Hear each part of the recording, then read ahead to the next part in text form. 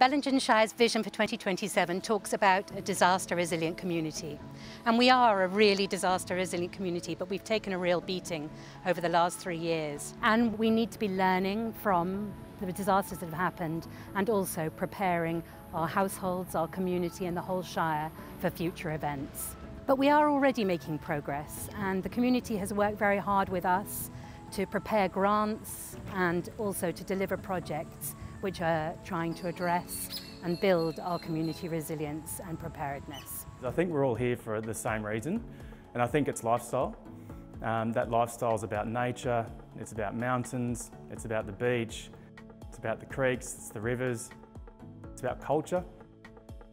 You can see festivals, you can go to the pub and you can see really good bands. You can get great food, you can get great coffee.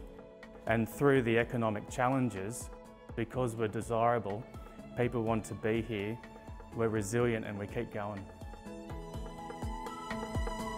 As a small council, generating revenue can be tricky at times, and so a lot of what we look to do is seek out external sources of funding, and that's primarily through grants. It's something like 80% of our infrastructure projects at the moment. It's a huge task for council to not just manage those projects, but to look at where that funding is coming from, because often that actually dictates a lot of what council can do in terms of trying to meet those aspirations of the community and its own priorities within its planning. We're transitioning from our old agricultural roots into more retail and more tourism space. So for the last few years, council's worked hard on looking at regenerative tourism and also inclusive tourism. We've recently completed Dangar Falls platforms, which is a fantastic tourism asset, and that's fully accessible.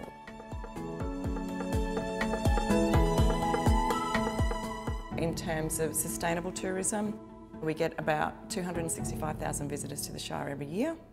And for a small community of about 13,000 people, that's a pretty big influx at times.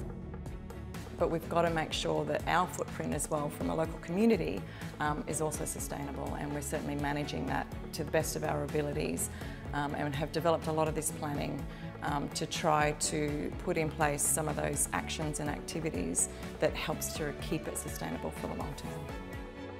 It's finding that balance around being, having a sustainable way to move forward to promote all of the beautiful assets of our community, but also maintaining our identity of who we are and why we're here. The vision for council to move forward and to do this right, it has to have community input, or else it's not reflective of who we are.